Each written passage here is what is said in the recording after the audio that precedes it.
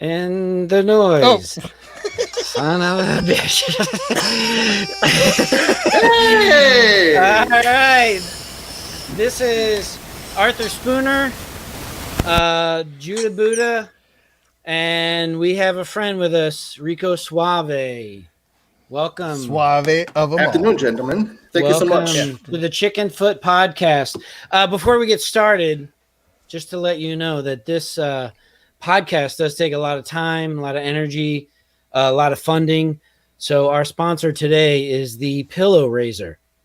Go to sleep with the rough shave, wake up with the clean shave. The Pillow Razor. It's a close shave and a close call. And we have a friend with us. And we have a friend with us, Rico Suave, who is broadcasting from Cook County Jail. Is that where you're coming from? Where are you broadcasting from? I can't. Don't tell my parole officer. So we wanted to bring somebody on, and as you can see, he's a friend of ours that we have worked with before. And let's just throw this out and open this up. I wanted to see what Rico, how he would define his sense of humor. How would you describe or define your sense of humor? I would say that I'm somewhere in between the kind of physical comedy that I kind of like that, but I sway way more to the sarcasm or sarcastic kind of humor. That's kind of where I'm at. So I'm somewhere in the middle, but kind of a little bit more to the sarcasm. I kind of like that. Okay, so like slapstick, but also really high, dry sense of humor kind of thing. I think if I were to describe, I would say like the Three Stooges would be like it would kind of be it for me in the sense that what all of them brought to the table. That's kind of exactly what I like. A little bit of this, a little bit of that. But I think the Three Stooges kind of is the perfect example of the kind of comedy that I like. It's a little bit of everything. So if the Three Stooges were being roasted, that would be your ideal. Oh man, absolutely. That would be your ideal. Absolutely. That's actually my my experience of you has always been mostly my experience of you has been at work. And it's always been like you or me or you and like George or you and Joseph kind of in the background. It's kind of like roasting, but also there is that like camaraderie that the Three Stooges bring into it. Yeah, it's like the brotherly roast. I try not to like do too much, but I do just to kind of throw something in there just to kind of add to the mix. But yeah, I would agree to that. Yeah, when you were growing up, who were your influences when it comes to humor? It could be famous. I already have one famous person I think is on your list. Individually, like in your personal life, but famous movies or comedians? I think my earliest recollection of comedy is, like I said, my dad watching Three Stooges, Abbott and Costello. And for those who were born and raised in Chicago, that was on like, WGN, Channel 32, things of that sort. But when I think of like comedians, man, Bozo the Clown. Bozo the Clown, not even close. But to me, like as I got older, though, it was like a little bit of everyone. But I think probably my favorite comedian growing up was Eddie Murphy, only because Saturday Night Live, about that time, he was famous with Joe Piscopo and a lot of the stuff that he did. Mr. Robinson's Neighborhood, Gumby, like things of that sort. That to me, that kind of sketch comedy, to me, you're probably thinking like Kevin James, right? Is that one of you guys are kind of thinking of for me? I was thinking Rodney Dangerfield. Nice. Yeah, I mean, we talk about Rodney Dangerfield a lot, but I wouldn't say he's like one of my tops, but he's definitely on that list. I mean, my dad loved, Rodney Dangerfield, John Candy. Armed and Dangerous was a movie that we always watched. I mean, I've never seen that. Who's that? Oh my gosh. That's Eugene Levy and John Candy. and John Candy, and they Levy played. just died, didn't he? No, you're thinking Willard No, he's Willard. yeah, but and Jerry Stiller. yeah, so they play security guards, and they're they're working for an armed truck company, if I remember correctly. It's just some of the funniest scenes you'll ever see. Yeah. It's definitely one of those 80s movies that you're just like, I'm pretty sure it was probably even rated PG, which at that time, a lot of those 80s Yeah, because they're in an adult bookshop. Yeah. They're in an adult bookstore, which Yeah. when I was a kid, I was like, why do they have curtains in the back? What's this all about? Like, I didn't know anything. Judah, You know what I mean? that is, I would highly recommend that movie on so many levels. Yeah. It just Armed and Dangerous. Armed and and Dangerous. Yeah, you'll see a young Meg Ryan plays in it. Probably one of her first roles. Yeah. You'll see some interesting. You'll see the typical 80s actors that you've seen in so much stuff, that are kind of like have small roles in all these movies. You're like, oh yeah, it's that skinny guy with the frizzy hair. Remember, he was supposed to be cast as Kramer when Seinfeld was trying to cast somebody for Kramer. Yeah, he was the guy with really skinny face. He's in there. There's all these people that you were like, oh man, I know that guy. It's but I mean, my dad loved kind of like that, John Candy type movies. But yeah, definitely. Yeah.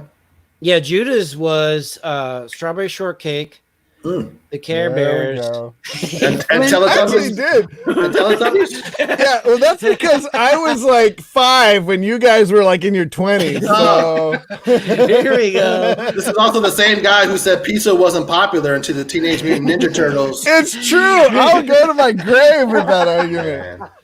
Let's not get into that. Yeah. Okay, let's not get into that because we talk about pizza. And you said not controversial stuff. And pizza's a big one. That's funny. Yeah, but I mean, going back to your initial question, I think to me, like Eddie Murphy really sticks out because to me, Beverly Hills Cop is one of my all-time favorite movies. How do you think humor came about in the first place? For me? No, just in general. How did people start laughing? What was the genesis of? What do you think is the first thing people laughed about? How did people come about laughter? I think it's in even in today's society, it's to get away, right? You want something to kind of make you smile and take you away from whatever's going on in your life. So I think that's what I would think is, an escape, trying to get away from reality and kind of wanting to spend some time away, maybe going to a comedy show or something. But to me, that's what I think. What's the common denominator in almost all humor? I mean, escape is what you were talking about. Yeah. Is there anything else? I don't know, actually. That's a good question. I would think that, there's a lot of tragedy, I think you can spin it, and a lot of things that we want to say, but maybe don't feel like we can say it, but we can hide it with humor.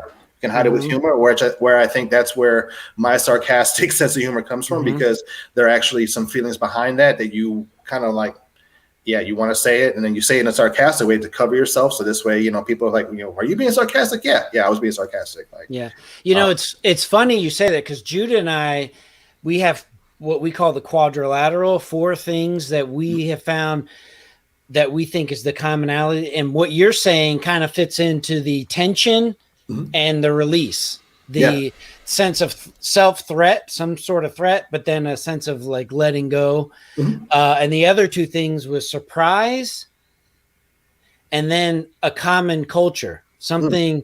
So sarcasm relies on something that's understood that's not being said.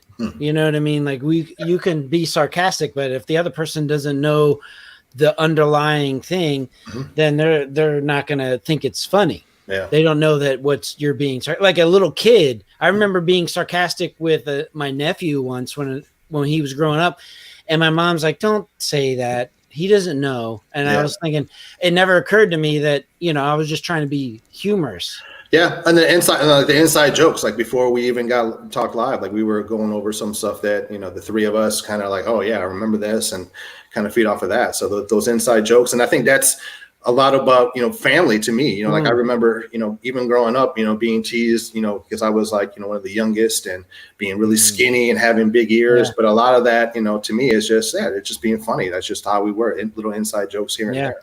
Speaking of, do you have a question? Go ahead, Judah.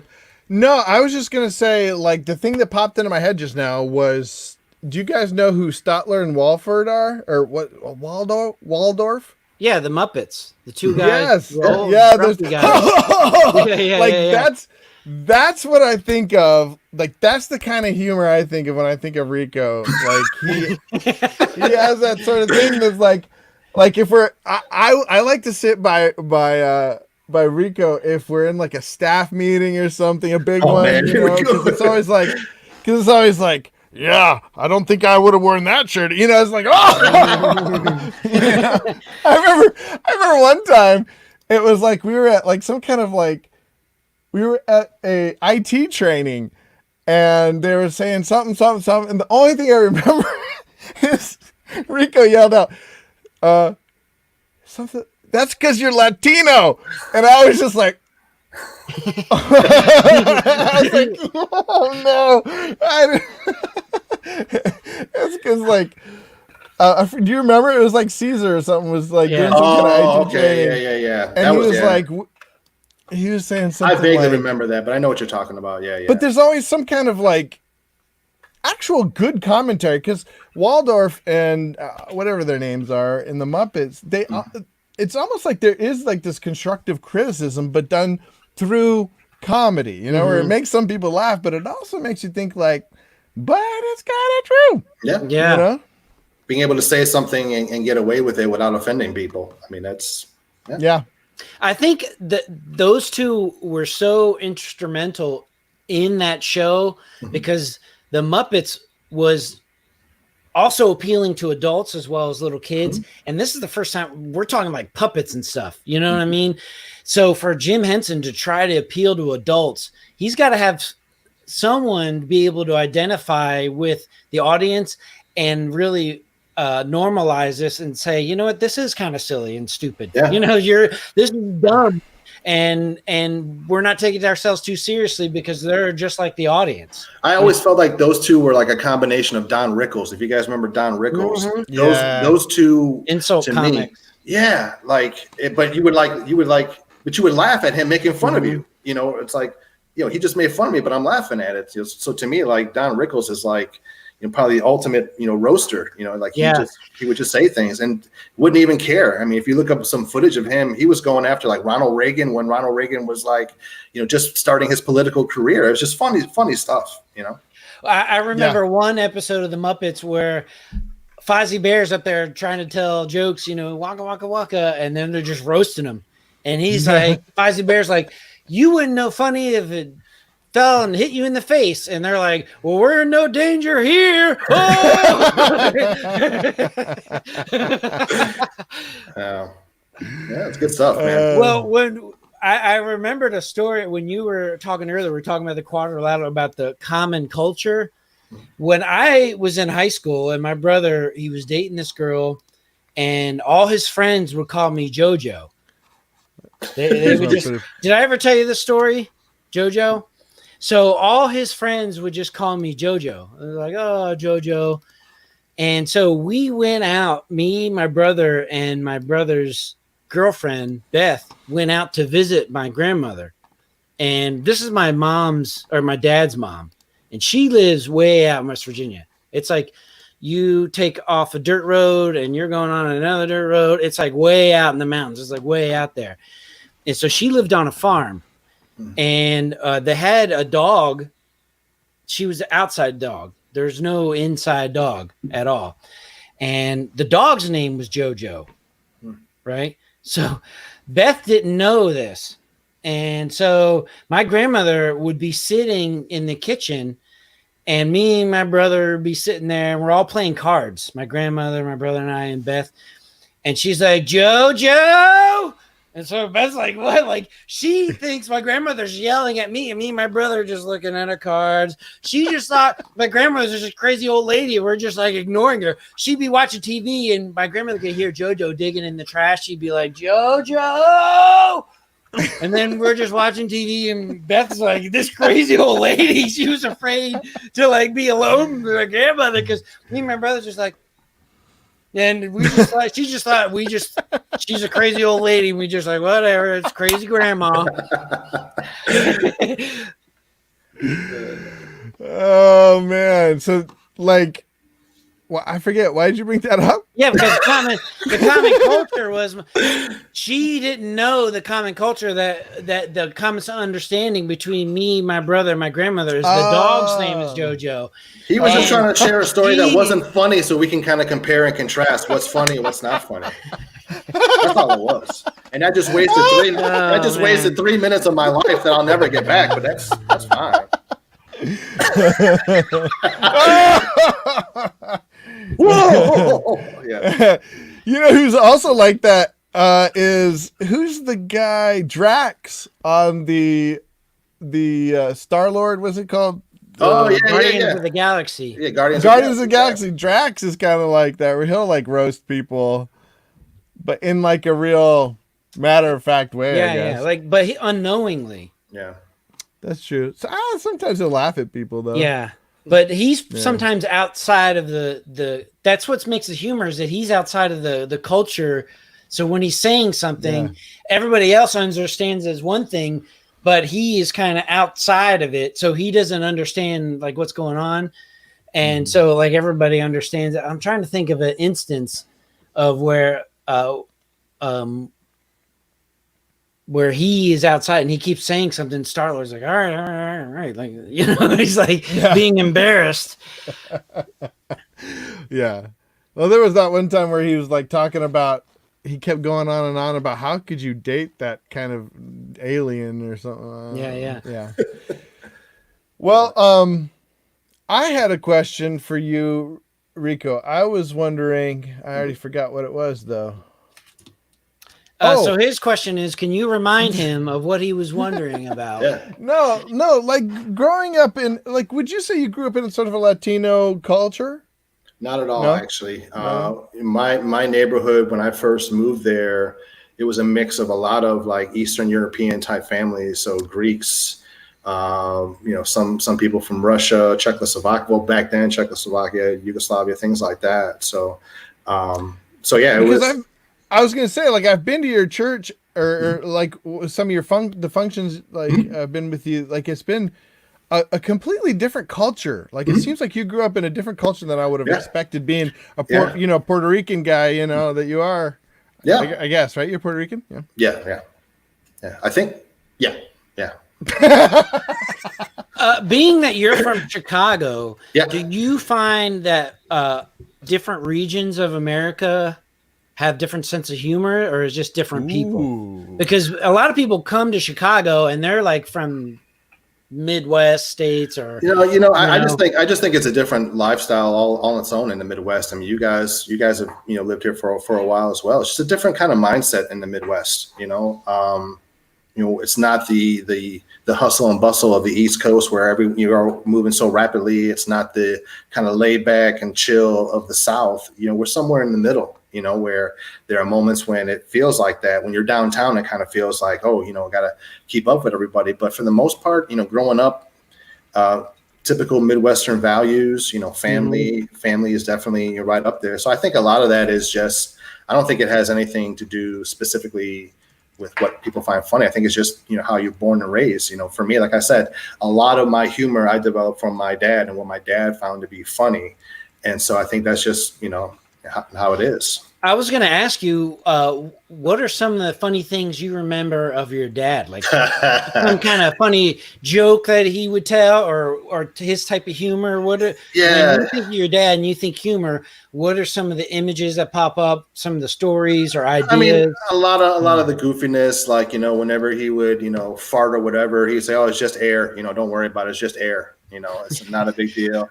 Little things little phrases that he would say every once in a while. One of my favorites is, "Don't act off your feelings," and it's just like, like what, just little things like that. Just little, side comments, here and there. you know, it's a lot of stuff, you know, looking back, it's just like, wow, I can't believe he said certain things or he did certain things. But, you know, he was just a people person, you know, people like being around him. And so to me, it's just a lot of it was because of his sense of humor, you know. But no, just very goofy. And again, you know, he would laugh at some things and laugh about it over and over and over again. Like Joseph, that scene in Armed and Dangerous when John Candy jumps into the semi truck and the guy calls him Slim. My dad would, like, anytime anytime that my dad would see a big, you know, fat guy, he would say, "Hey, what's up, Slim?" And he would just say things. It's just like, Dad, like, you know, I will share this one funny story. I just thought of it. So we were on a bus coming back from I forget, from an event downtown. I think it was fireworks. And we were on this bus. And there was this big dude kind of like sitting on one side. And every time we made a turn, the bus felt like it was kind of leaning. And so my dad would be on the other side, like behind the guy, kind of like trying to go like the opposite way just to kind of balance the bus. And it was just like, Dad, like, stop, like, no, don't. And then my other favorite one was we're at a Cubs game, and there was this dude sitting in front of us, and the Cubs were like doing some kind of rally, and my dad was throwing like popcorn, trying to get into this guy's beer glass. And so he finally got some in. And so when the guy was like cheering, the guy went to take a sip and he started like choking. And me and my brother were cracking up. We're like, Dad, like, you don't do that stuff. But it was just things like that, you know, that just kind of borderline, like, you know, what are you doing? But it's like, you know, those are funny memories, you know, things like that. Wow. When I was growing, and I'm pretty sure, because we're in story time now, the last 10 minutes, what my dad used to do growing up, and I'm sure you guys already know this, is if we would like be whining or crying or anything, and he'd be like, "Oh, baby, want to suck a tit tit?" You say that all the time. He'd be like, "Oh, little baby, want to suck a tit tit?" And we'd be like, "Shut up, Dad." He's like, "Well, you're crying like a baby. It's what baby is." My brother does that to my nephews now, so that still goes on. That's the Rhodes tradition. I would have to say, can I share my funny story? It involves Judah when we worked at Youth Services. When we did that. Here we go. This is not making fun of you. This is actually the classic. Target Judah. This is no. Last This 10 is minutes not. of story This time. is not. I guarantee. Target time. This is not Target. This is the April Fool's joke. Remember the April Fool's joke? Oh, we told that. Let's hear it from you. Let's hear it from your perspective. Well, it was one of the few times that actually Judah was there early. I think we had a meeting that day because he was hardly ever there that early. And it was me, you, and I forget who else it was, but he took all like the chairs on one side, put them in like this makeshift office, put a radio in there to make it seem like there was, you know, someone talking.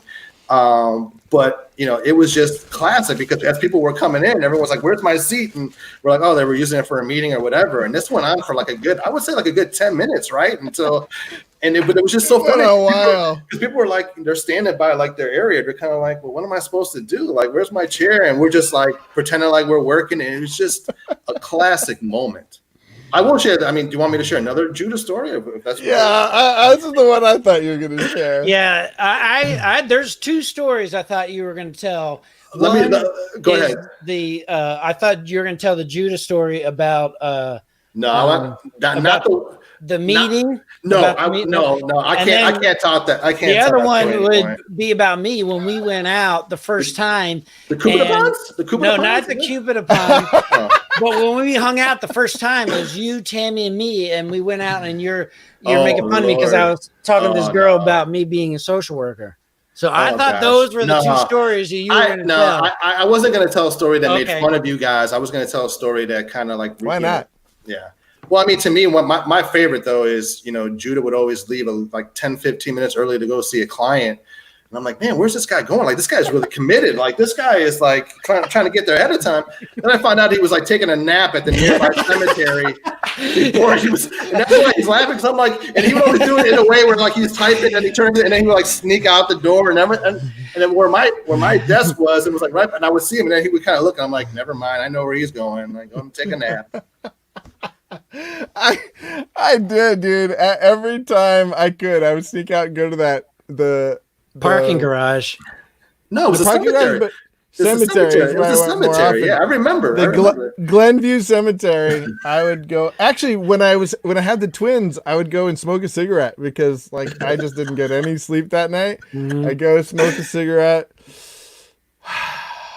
and then probably take a nap or Yeah. something. Sleeping No, I with the can't- fishes. I can't tell that story about us in that meeting because that will always be a classic, man. But That's a classic inside joke. That's probably not worth telling. yeah. It's hard to really encapsulate what happened in that meeting. But now we're gonna have to tell it at some point. Not At today. some point, yeah. At some We'll have to give it from 3 different perspectives, so this way Yeah. we'll see like the. Did Rico, did I ever tell you how I met Judah? How we met? I can't. No, I don't. So- you may have. Somebody told me I was going to college. It was the first day of college, and I heard somebody says the first people you meet in college are going to be the people you know for the rest of your life, right? And so I said, I'm going to try to meet the hottest women on my first day. And you found Judah. Then that's how that I was standing in registration, and the guy standing in front of me was Judah, and he kept turning around like talking to me, and I was thinking to myself, I don't want to talk to this guy. I don't want to waste my first one of this guy. I'm looking at all the hot ladies, but we were still joking around and laughing and stuff. And then we went to a Christian college, so we had to take a Bible test when the very first day. So we had to take a Bible test the first day, and then the last couple of days of when we graduate, we had to take it again to compare. Mhm. And we sat next to each other, and I was like making jokes, like, "Man, I don't want to take this on the way out because I'm afraid I'll do worse on the way out than when I came in, no less." And so Judah and I, we were laughing that day, and then Judah and I probably never really hung out or anything until like our senior year, and then we started hanging out again because he thought he became vice president for student government, and he thought, if this is not funny, he thought I would be the best spiritual life director. So he chose me as being the best spiritual life director of the That's funny. all these pastors who are going to be pastors. You're just like, I think Joseph would be good. I guess I wasn't too bad. No, you were the best. Our administration was. This is getting boring, but our administration was based on having like a different take on leadership. We didn't want the conventional wisdom of the time. So I was actually in Rico's. I was in his interview process. Do you remember? Oh, a group interview. Really? Yeah, we had to interview him for youth services, and he came in. I vaguely remember that, man. That was a team. That was like that was the second round. So that was. Yeah. I was in the first round. Because I remember it was Allison and Nancy were in my initial interview, and then I met like the team. Yeah. And I was like, you better not hire this guy. He's. I actually felt that was actually my first ever team interview, and I remember thinking to myself, do I wear a tie? Do I not wear a tie? I'm like, I actually had a tie as I drove in, and I'm like, I took off the tie in the car. I'm like, nah, man, like I'm gonna go casual and just see what happens. And that's when they asked me like, how did I get the nickname Rico and all that. I remember that. That was kind of intimidating though, to be honest. You say because I was born and my parents gave it to me? His name's Ricardo, isn't it? Like, it's not very far fetched. It's like people call me Joe, and I'm like, I'm Joseph. That's not even close. Yeah. No, Nancy just liked the story about me working in radio before and how that was my DJ name and things like that. Okay. That's all it was. Yeah. Oh, I know a good story. All right, let's end with this story. All right, last story before we go.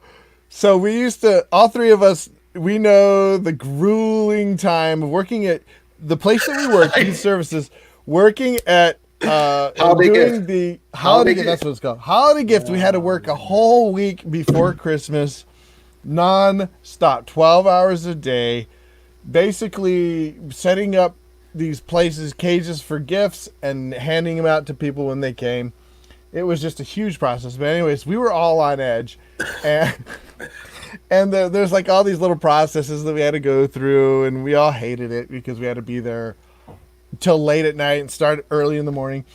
And I don't think we got paid extra for it, right? We got, but it was because it was rewarding. It was rewarding. That's why. It was that was it. Yeah, we always say that now. I nicknamed it the Dead Zone. That's how fun it was. But I remember one time we're all on edge. It's late in the afternoon. We're doing it. I'm super tired. I walk in. I go to the back, and Enrico's there. He's like handing out the presents and stuff. He's one of the guys, and he's got this music. And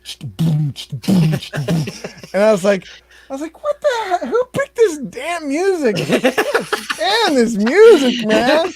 Can we get something else? And Rico's like, hey, thanks a lot, man. That's me DJing. That's my DJ music. I was like, I mean, like the music's, it's not terrible. It's not what I'm feeling right now. Because I was tired of all the Christmas music that they were playing the whole time, man. We heard it every single day for 2 weeks straight, and it's like, hey, we're passing out gifts. I'm like, I don't want to hear no Christmas music. Let me get something to keep me motivated, man. Pass out some presents. And it was motivated music. Motivated me to get the heck out of there. I thought you were going to talk about the time when I snapped at everyone in the dead zone. Do you guys remember that story? I don't know. No, I remember that. I remember you telling me that story. I wasn't there. Oh man, it was one of those days. Yeah. Well, that was part of it. She was seeing her clients because they were, emergent. It was an emergency to see her clients. At that time we had to pick whatever, and I got so frustrated because I was the only one, kind of organizing. And I remember it was late at night, and I'm like, it's like 9:30 at night. Like we got to get going. I want to go home and get some sleep. And finally, I was just like, whatever. So I walked over and I just kind of yelled. I was like, are we, I forget how I said it, but basically I was yelling like, are we going to get done anytime soon? I want to go home. And I didn't realize that Nancy was sitting right there. Mm-hmm. And after I yelled, I was like, whatever, I guess I'll stay a little bit later. And then I looked, I'm like, oh crap.